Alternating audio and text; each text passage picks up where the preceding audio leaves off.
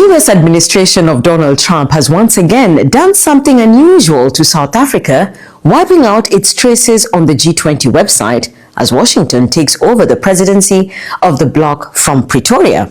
Visit the G20 website and you're greeted by this photo with the statements, "Miami 2026, the best is yet to come." This signals the official start of the United States presidency of the G20, but also a rough transition process. The G20 rotates its presidency each year among its member states.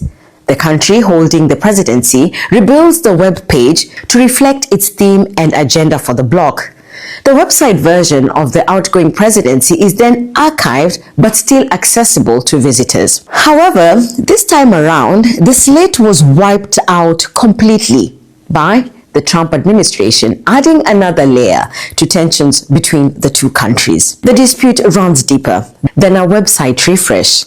The US had boycotted the G20 summit held in Johannesburg in November, and Trump had suggested the expulsion of South Africa from the bloc, vowing not to allow it to attend the 2026 summit at his Doral resort in Florida. If that happens, it would be the first exclusion of a member since the G20's creation in 1999.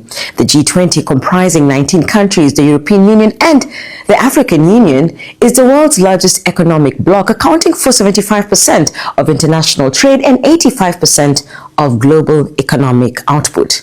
During its presidency of the bloc, South Africa championed an agenda aimed at helping developing countries, including a just energy transition and efforts to strengthen debt sustainability.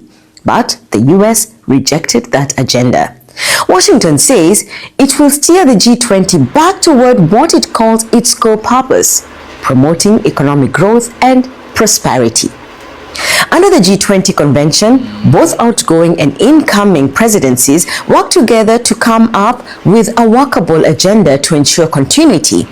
But this process has been disrupted this time.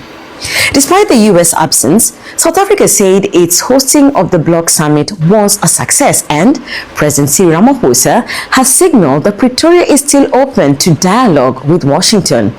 The US and South Africa have often clashed since the return of Trump to the White House on several issues, including South Africa's land reform law, its case against Israel at the International Court of Justice over Tel Aviv's genocidal war on Gaza, and the Trump administration's hefty tariff on South African goods.